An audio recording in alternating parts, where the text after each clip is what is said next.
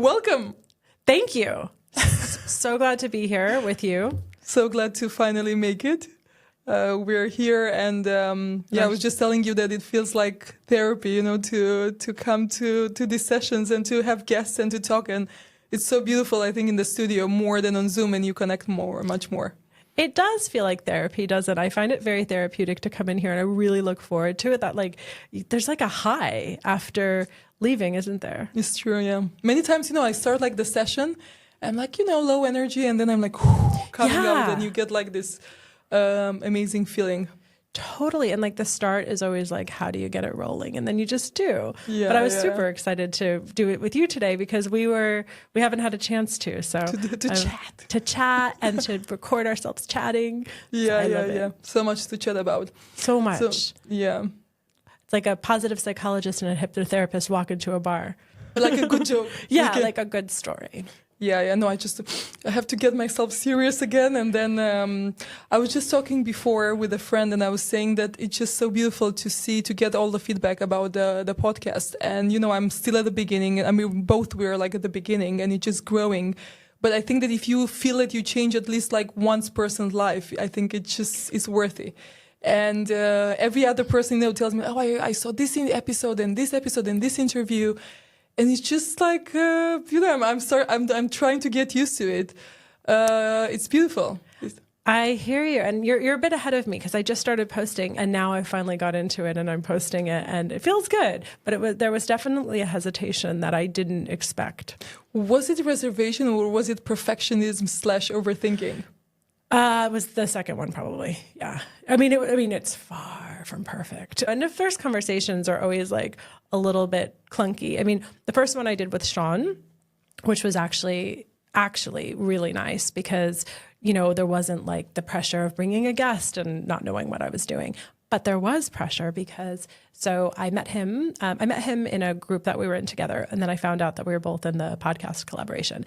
And I said, okay, your story with the near-death experience is really interesting to me because I want to talk about awakenings. And so let's talk about that story, and I want to meet you. So we went for a coffee to just kind of like get flow going and rapport.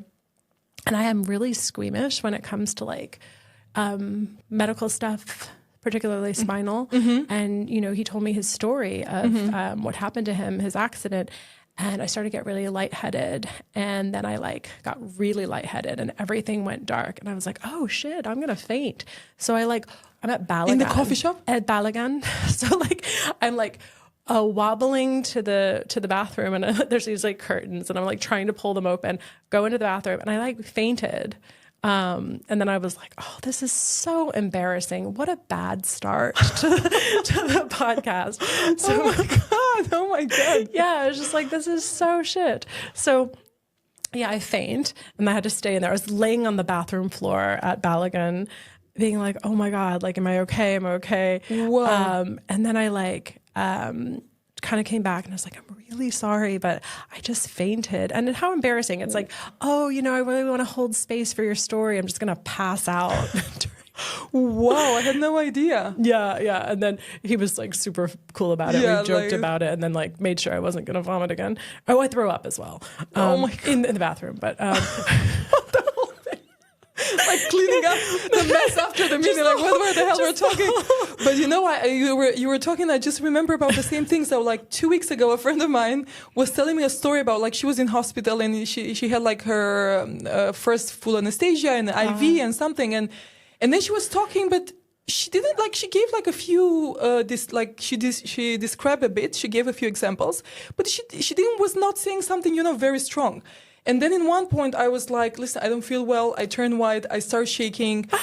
She opened, and I was like, just give me sugar, give me something sweet. And she was like, what do you want? Just give me something. So she was looking, she gave me some chocolate. I know how to, my sugar, low sugar. Yeah. The level, went very down. So I was like, okay, sugar, I have to give me something sweet, open the window. And then, so I was okay. And then she was like, okay, let's move for, we're not talking about it anymore. But I met her recently, this week, and she was like, I didn't get it. I really don't get, I was not telling you anything, what happened? And she didn't feel guilty. And then I was like, it was not what you said. it's the triggers that you brought in my mind. Right. Because I was like myself hospitalized, and I was telling her the same thing. I said like, oh, like for me, I know when they put you the like the IV, I think. Yeah, the IV. Yeah. So I know how they put it, because like for me, there was a point where they couldn't find any veins, so they have to take me blood. Don't faint. So they have to take me blood to do blood tests from my heel, apparently. Oh my God. So yeah. So I was telling her that, and then she told me that I just turned completely white, and she thought I would faint. And then she was like, what have I said? Like it didn't make any sense. And I said, but it makes sense to me. Right. Because I was like, definitely, like, I was for too long in hospital, and I had like a crazy pregnancy, whatever. And yeah, so for me, it made perfect sense to faint. But going on a more positive note. But also kind of like what we're talking about, like the trigger or the visual representation or just any association. Like for me, I don't actually know why, but needles, like IV, like that whole, like that just... You cannot see, I know. Can't see. I have a whole like protocol when I have to give blood that's like I have 6 steps I have to follow, or else I'll pass out. Hearing about certain things, because I'm very visual. Oh yeah, exactly the same. I told her the same. I said I actually imagined. And she told me it hurt when she got like the liquid of the anesthesia in. Ooh. When it kicked in, and she was surprised. I was like, I don't think it didn't hurt for me, but like I'm very visual as well. Like you really imagine, you leave what the other person is telling you. And somatic, so then you feel it. And yeah. And I'm a big wimp, so like the stuff we're talking about probably would make nobody else would bat an eyelid. But it is that thing where if something is either a trigger, it triggers a memory or an association. Sometimes I'm not particularly conscious of where my association is. Probably was the first time that I like had to give blood. Things were scary. Yeah. And it could be like when you were describing when you just went for the MRI, where you were fine. And then there was all of this like stressful behavior that the clinicians were kind of taking that told your body, oh, this is time to stress out because you're late and you got to put this on and rush. Yeah. And then all of a sudden the physiology was like, oh yeah, we're nervous, we're stressed. Yeah. And then you went into like a panic attack. Hole. Yeah. Literally. But I think it was also another trigger, because last time I was there, I got like a claustrophobic attack. But what I wanted to say the good thing out of the MRI story was that I got there, they freaked me out, they stressed me out. I was really, really like not having a good experience. And then I just started to calm myself down. The first time I was there, I imagined that I was in a coffin, and the sound, I don't know if you ever did, but it's just, I can't believe it. We're in 2024. Why on earth they don't change these MRIs and they have to make these horrible sounds? I don't know what the sound is. I don't know why. It's just horrible. It's really, really horrible. So the first time I was there, I imagined I was in a coffin, and they were just putting they were with the... And that relaxed you? Yeah. No, it didn't. It didn't. The first time. The first time, Sorry. yeah. I was like, interesting. Yeah. No, the first time I imagined that I was in a coffin and they were putting the needles down with a hammer. And oh my God. I swear to God, it was just really bad. So the second time I went there, and I'm like trying to calm myself down. Now I know that I have this lemon to squeeze in case like after they scream at me, why did I move? And I was coughing. And anyway, what happened was that I calmed myself, like I started meditating, and I started like thinking about all kind of stuff. And I also realized, how much time I had left. So I was kind of calculating. And then I switched it into a positive, like every single noise of the MRI was reminding me of like a positive experience that I had. Wow. So I swear to God, I was so proud of myself when I got there, because like I was hearing something and I was imagining like helicopter/plane, like this thing. And I was like, oh, I remember when I was in St. Bart and I was looking like at the blue waves, like in the sea, they take you with a small plane, whatever. And then like they were doing another thing, and then it was like, oh, this sounds like this and this and this. So I managed to switch that. And it's also crazy, because I did like both knees. So I did the first knee and it was like all the torture. The second one, it just like the mind just got used to it. And I just managed to switch it I was out of there thinking about completely different things. And each sound was reminding me that I was in a different place in a different time. That's actually incredible. I mean, it's incredible, but it also makes a lot of sense. I mean, were you using your tools of positive psychology? Because to me, like what you just did is you stopped a neural pathway, created a blockade, created a new association, and then did it at repetition. And now every time you go back to MRI, you're going to have that new positive association. Let's hope so. Yeah. So I was just like, yeah, let's reframe that. I was like, I don't know. I don't think I did it consciously, but like what I was thinking was that, okay, I heard this noise before. I can associate it with something good or something bad. And I was like, really? Okay, let's focus on something like a good memory.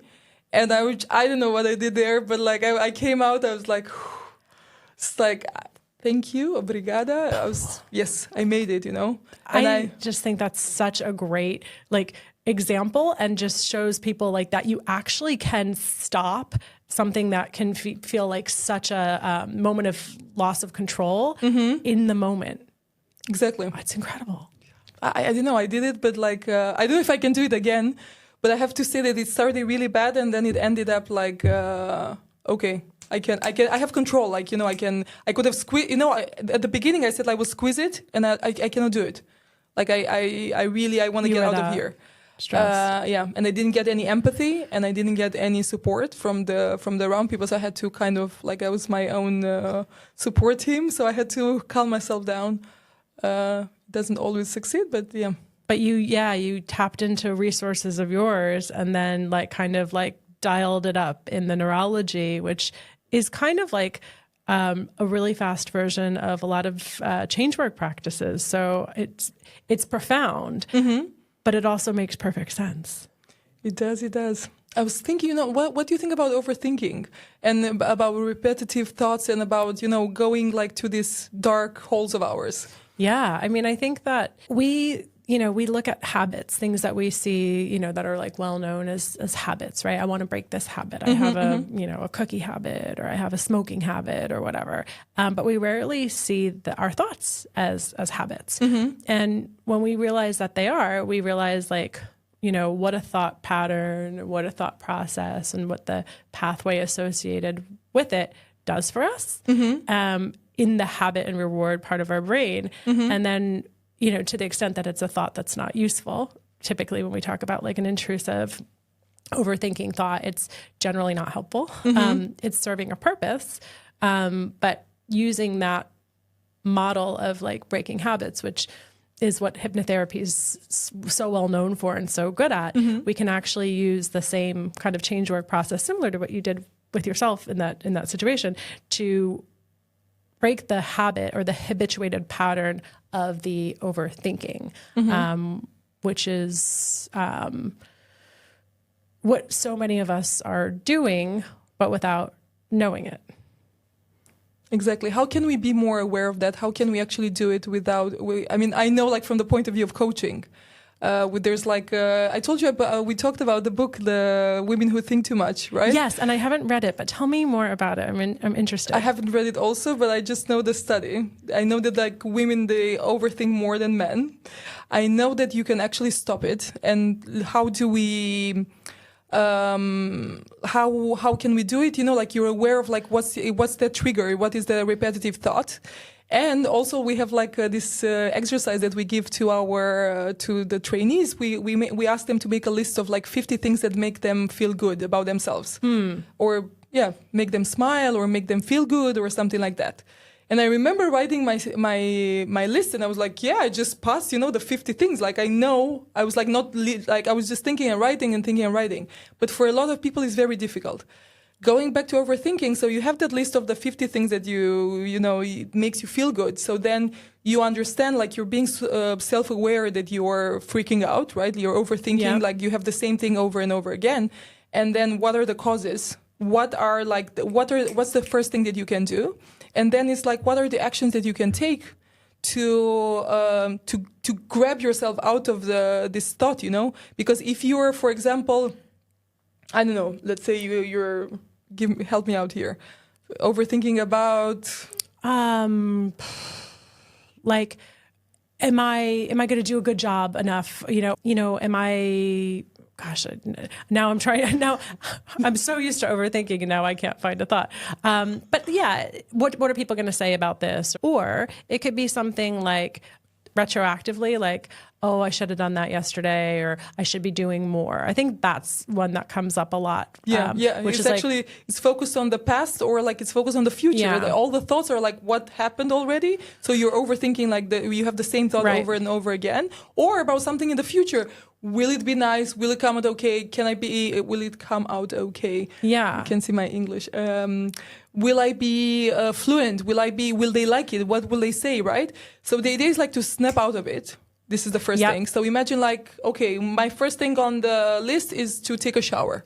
I'm going in the shower and it calms me down to go in the shower and to, like I get a lot of creative ideas and then I write them down. I have a note in my, on my phone. It's called shower ideas. Makes perfect sense. And then when I come out of the shower, I literally write things down. Anyway, and then you're like looking, okay, how can I actually do something about it after, one thought. So this is what we do in coaching. But tell me about hypnotherapy. So in coaching, you write it down so that you can come back to say like, okay, these are the things that I'm thinking, because the mind is moving so fast, right? So you're kind of slowing it down. Yeah. So slowing it down is one of those things, right? Because until we know like what the thought is and what kind of, because a thought in of itself typically isn't the problem, right? It's maybe the next thought that it leads to, or it's the emotion that it leads to, right? So it's that pattern, right? So what is that pattern, that neural pathway? This thought starts with a thought usually. This thought makes me feel this emotion, or makes me think about this other thing that makes me feel this emotion. So there's a pathway, right? So the first thing in hypnotherapy you want to do is you want to find out what associations are there, and you want to actually create a little bit of a roadblock. And then you want to, creating a roadblock in and of itself and stopping that from happening is actually already very useful, because when it can't go down that road, it has to go down another road. So a new pathway is like a new way of getting there. It has to be found. So one of the things that you want to do is, like we call it in NLP and hypnotherapy, is a pattern interrupt, right? So what you want to do in hypnotherapy in a session, for example, is, you want to dial up the problem. People come in usually associated with the problem. And if you can dial it up and then interrupt them and disassociate them from it, you've got the understanding of where the neurology is happening. You can see their submodalities, which is like someone's, face when they think about the problem, where it is in their body, right? So you can find that. And then you associate them with a positive feeling. What do they want to feel instead? And once you disassociate them from the problem, they're actually out of the problem part of the brain. Because actually there's three parts of the brain, like the problem center, the part that senses, okay, here's a problem, the part that kind of sends it, okay, this is going to give me a bad feeling, that sends it to the amygdala. Amygdala, no? Yeah, it's the cingulate cortex, the insular cortex, I believe. They kind of feed it back and forth. Then the amygdala gets involved and it's like, we got a problem. Yeah. And like that, how when they were used to feel like you see the lion, like the...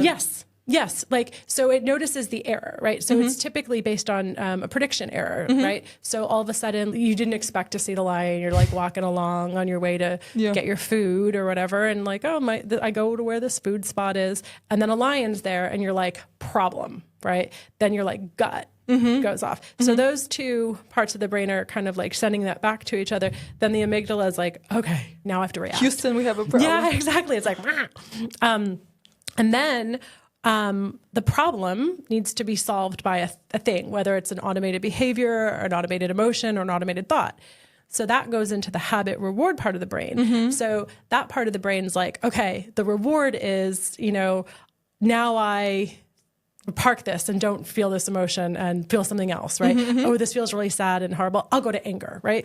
Or I have this thought process. So I'm like, okay, how do I solve this? Or, maybe there's an automatic behavior like I stiff up, like I'm hot, so whatever that is, there's a relief that happens. So then dopamine comes in. So now the dopamine is released and you're like, okay, I have a temporary relief. Then that's stored in the executive part of the brain that's like, okay, now we know when this happens, we associate this place and this thing with this feeling. And then when that problem happens, this reward is this next step.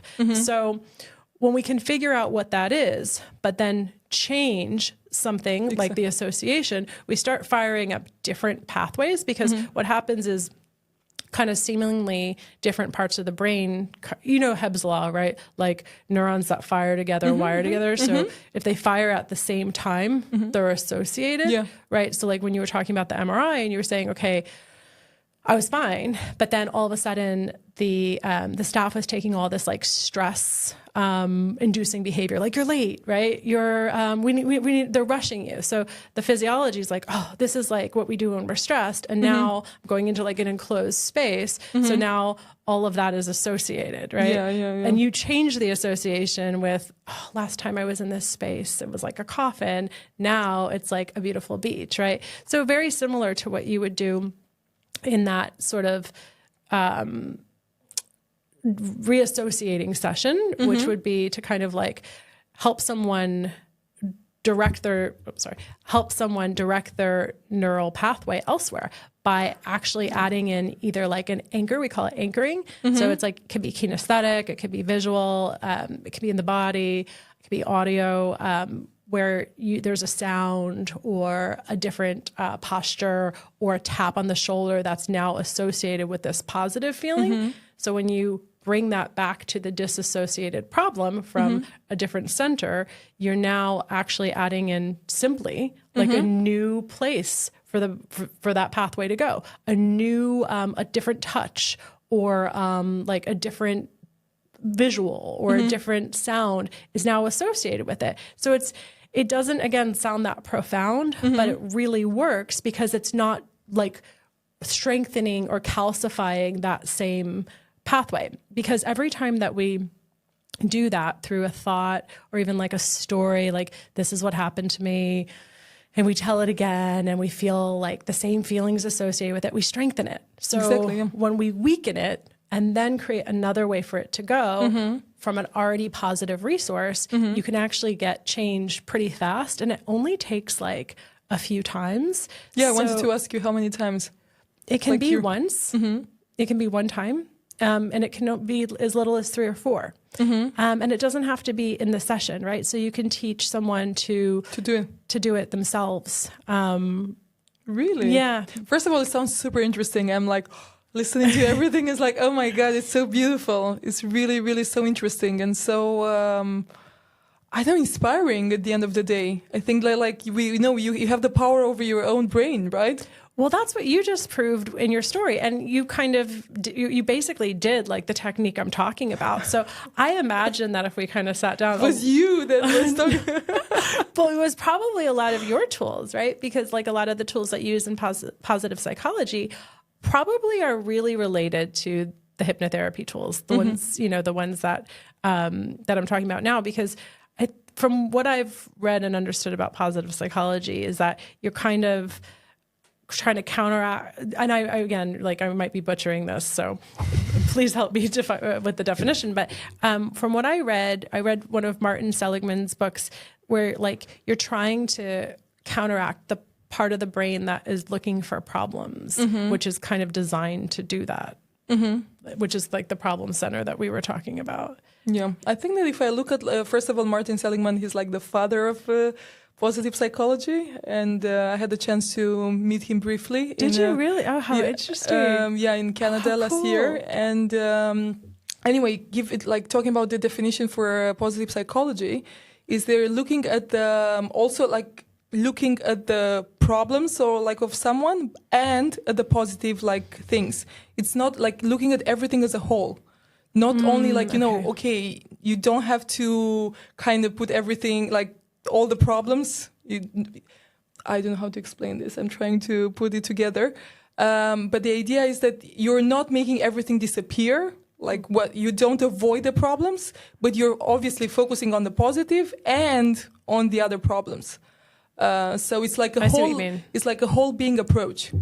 Like based on basically like as an antithesis sort of to regular psychotherapy, or a lot of it that just focuses on like the problem. Mm-hmm. Exactly. Which is, and then also our brain is always designed to focus on the problem. Exactly.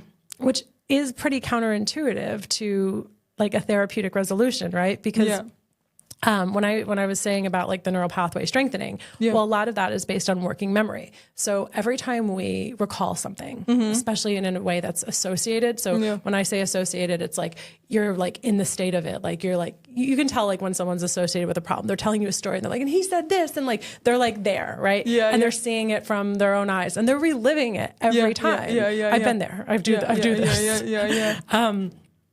But so when you're associated with it and you're telling it, you are strengthening all those neurons, all those things. And it's like what's it called? The quantum Zeno effect, which was an experiment in quantum physics that basically said like when you measure a particle or an atom, you stabilize it. So you slow its decay. So you're just solidifying and stabilizing the problem over and over. So imagine like regular, psychoanalysis. You're going to the session every week and you're talking about the problem and the why. And the analysis, and this is the other part of hypnotherapy, like analysis is not the state of the brain where you learn the habit or the trauma occurred. You weren't in a state of analysis. You weren't in that state, right? So it's not going to solve the problem to solve it from the analytical part of the brain, because typically it's not even, stored in the analytical part of the brain. So anyway, you're also just bringing yourself back into that association with the problem over and over and over again, and solidifying it more and more and more. So you might have found the why, and I think that's important. Like I do think the why is very important. A lot of hypnotherapy and some of the NLP change work they don't care about the why. I don't think that's true. We are humans and meaning is really important. And I also think like cause is important. So there is an analysis that you want to do to get to the why. But then what are you going to do, right? So I had this where it would be like in therapy and it's like, okay, cool. So this goes back to childhood. This goes back to that. So great. I'm mad at my mom. So awesome. I'm just going to go yell at an old lady now. Like it doesn't, she doesn't remember. She probably has no idea what you're talking about. No. And also I was, a lot of our patterns are from 0 to 7.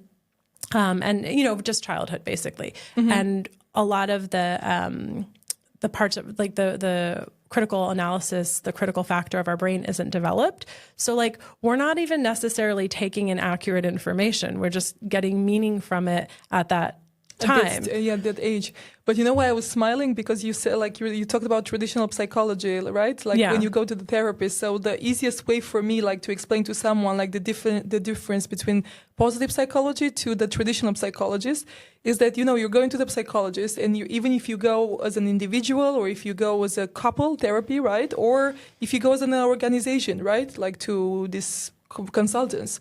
All they do, they focus on the negative. Yes. If you're an organization and you go to a consultant, they're asking you, so what are the weaknesses? Where were the losses in the last quarter? Like what happened there and here and there? So they just focus on the negative things to improve, right? Like this is the thing. Then you're going as a couple to the couple therapy. So they're like, so what is the problem between you guys? Like how can we solve it? Or there has to be something good if you're together there. If you're, you came here to make it work. If you as an individual, you're going to the therapy, like to the normal psychologist, and they were like, so what's bring you here today? It's like, what's wrong with you? What happened? And then and I have many friends that they're like saying that they talk for hours and then they were just asking questions and they didn't say anything, but just writing and writing and writing and writing, and the other person just talks. Anyway, it's important to understand what are all these problems, but the thing is that you have to add also the good things. Like if you go to as an individuals, is there something that works in your life right now? If there's something good that happens, if there's something that can we put like the focus on the kids are bad, the career is going bad, like. You have like 4 fields in your life that are going wrong, but do you have anything that actually goes well? Let's focus also on that. as a couple therapy, why did you get married from the beginning, right? Like, Totally. you came here, you want to make it work. As an organization, you have some profit, you have something works there. So this is like the focus. Like in positive psychology, they're looking on and it's very important. I always say like they say the psychologists, they say that it's very important to ask the right questions. Always, in the questions that we ask ourselves, it's super important. Yeah. And I think that what you just described, right, is like, it kind of makes like common sense that would not be the, the solution to just keep only looking at the problems, right, in any scenario. But from like a neuroscientific point of view, what that's doing is it's like just strengthening the same neural pathways again and again and again. Especially if there's no feedback, right? And there's a lot of therapy where there's just no feedback. So all you're doing is associating with the problem all the time. And one of the reasons that when we think about focus, right? So the things that we focus on, right? We can only focus on a few things. So when we're consciously focused on something, we're now in a state of that. So I'm also interested in, explaining these things from like a universal law point of view or quantum physics rather point of view. Yeah. So like you're attracting the negative. You're predicting the future based on that same state and same problem, right? So that thought is getting that thought and story and all of the emotions associated with it. And it's not just the emotions, because the emotions release a certain set of chemicals, and the chemicals, the neuropeptides, go to different parts of the body. So we can actually make ourselves sick by constantly reliving the same problem. And one of the things that I guess eventually you get sick of it, so you want to focus on something else, you get bored of it. So that is one of the benefits of doing that every day every week for a decade, is that you just get so sick of your own story. And that's where a lot of people come to like change work, like hypnotherapy. That's where I started. I was so sick of my own bullshit that I was like, I don't want to listen to this anymore. I'm going to try something else. And that's when I found hypnotherapy, because unfortunately, what's really cool is that's where a lot of people start with hypnotherapy. They're like, I've been in therapy for like a decade or maybe sometimes longer, and it's not doing anything. I'm just talking about this stuff, and it seems to just be the same or worse. And so I'm ready to actually change. So that's really cool. So when you do this sort of change work, you really have to kind of educate people about what this is going to be like. We do need to talk about your story, but then we're going to stop you from associating with it, with the process that I explained and many other ones, because when you're so associated without the positive, right? Without the positive resources that you also have. So one of the big presuppositions in hypnotherapy and NLP change work is that you actually already possess the resources that you need to solve the issue. And if we are not associated with them, or as you're talking about, focused on them, then we may not even know that they're there. We aren't conscious of them, right? And so one of the big things that kind of underlie the modality is, how do you refocus someone on the positive resources and in a way where it sticks, right? So that's where we talk about like anchoring in, a kinesthetic anchor or a visual anchor or an all over feeling or a color or an emotion that they had access to at one point and they were focused on at one point. So you talk about like with couples therapy. Yeah. What were those things that attracted you to this person in the first place? Or, what was a time in your life where you did feel really confident, and like, what was your posture like? And so I always start with that. Like, I always want to, because I have quite a process that I do that's usually around 6 sessions. So I want to ask you about the process. Okay. So the first thing to do, I think, is to get them into their positive resources. So the first session is, let's listen to your story. Let's change some associations, but let's have you leave here with like 3 to 4 subconscious anchors of positivity that aren't things that I made up or things that are external. They're things that you've already had and accessed in your life. Moments where you felt relaxed, moments where you felt good. So it's like, it's not just a reminder, right? Because if we learn something helpful, like, oh, this is another way to look at this. This is a reframe, which is really helpful too. Like in coaching, you have to think about it. If it's a memory that you already have all these associations with, all you have to do is think of the memory and you just go right back there. So it's much more accessible and people take it with them. And then we want to do things like, all right, let's figure out the why, let's figure out like the cause, and let's do like re-imprinting around the memory. And when I say memory, it could be an event, or it could be like, you know, your constant story, like it's all in the working memory.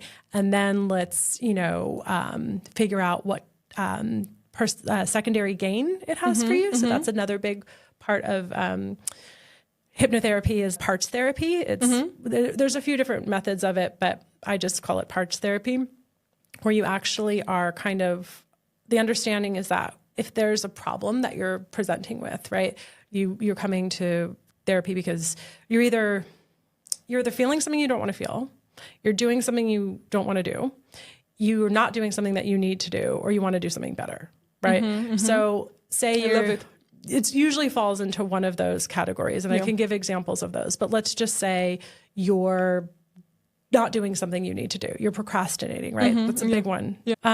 So a lot of times like a cognitive behavioral therapist or a coach even would see this as the problem, right?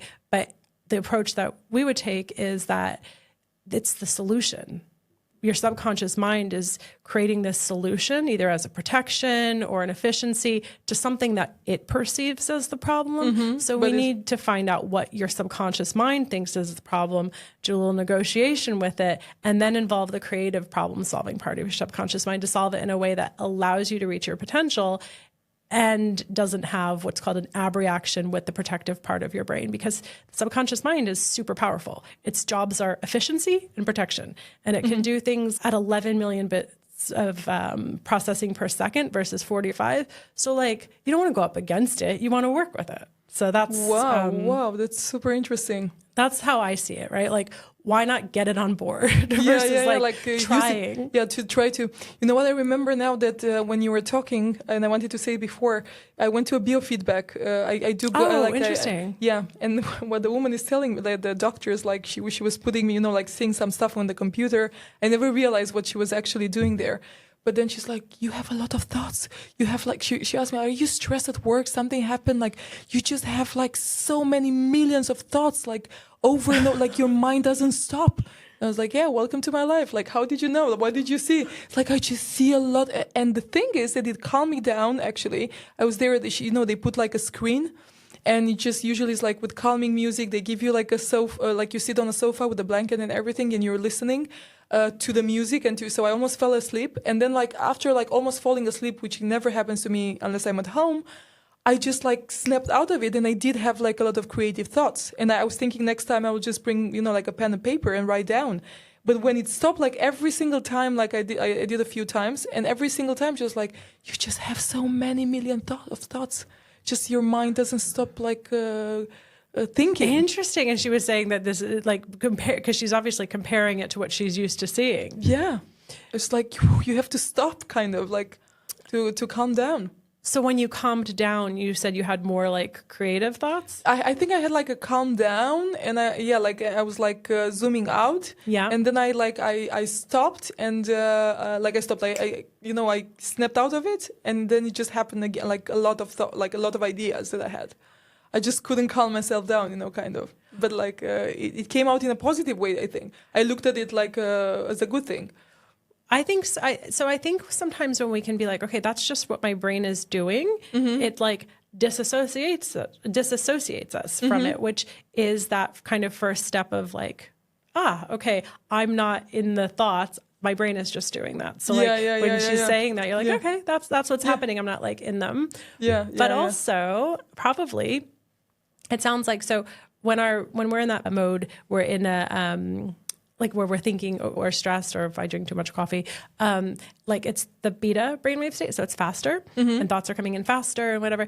And then under that, once you slow it down, you get into alpha.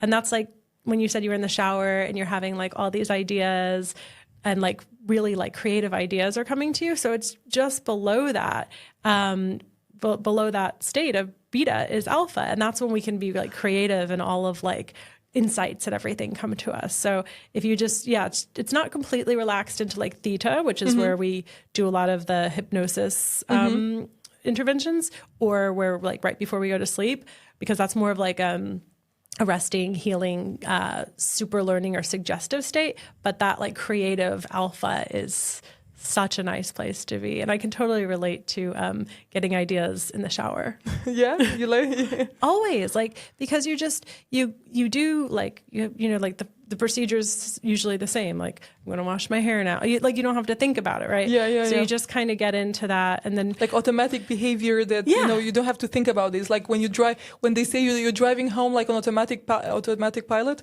I see sometimes a lot of people, they just like, they look like ghosts.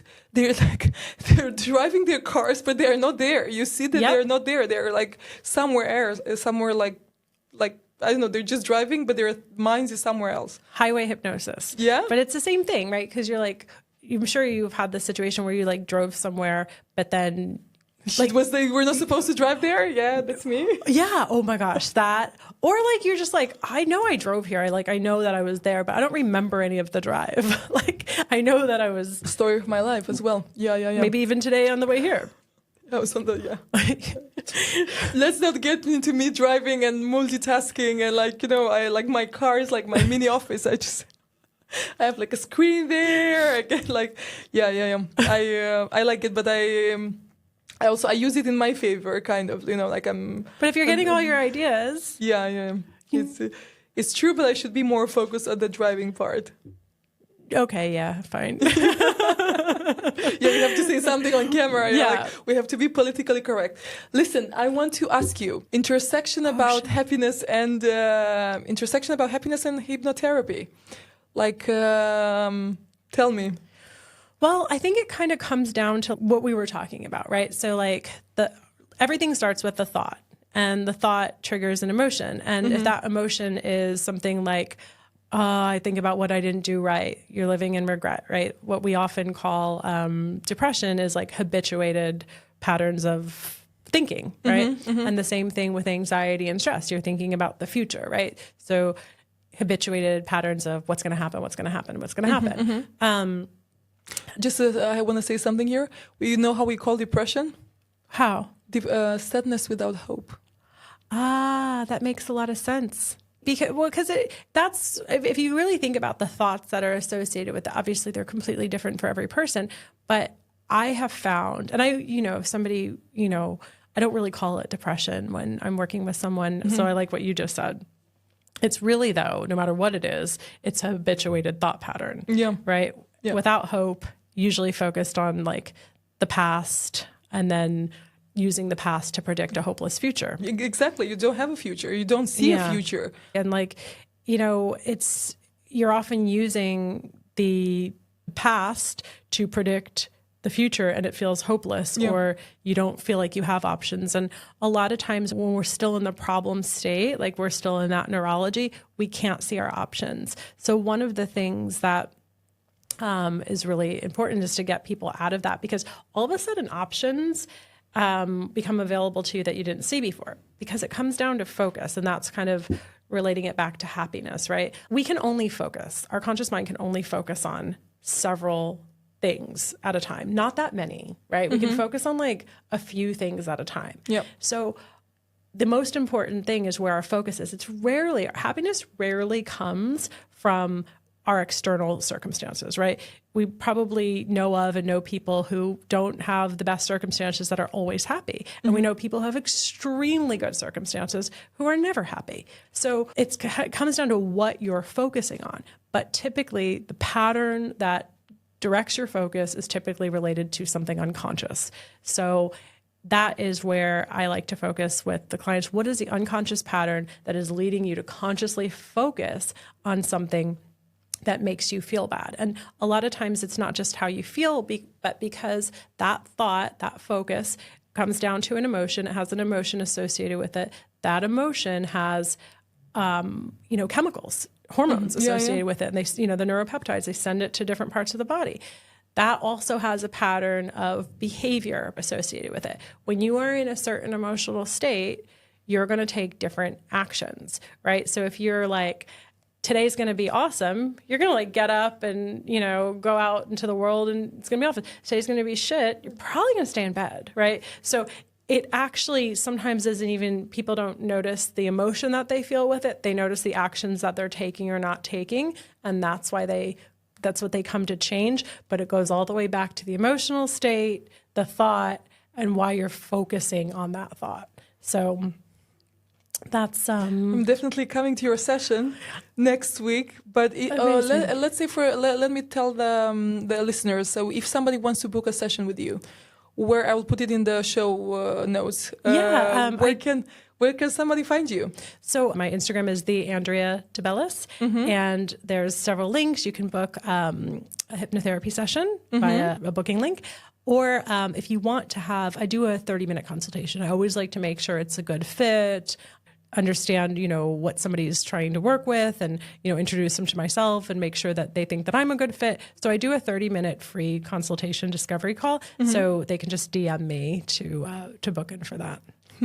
I can't wait to have my own I'm consultation. really looking forward to it too. Yeah, and I want to ask you a few more things about the sessions and in general, of course, about hypnotherapy, right? So misconceptions about hypnotherapy, right?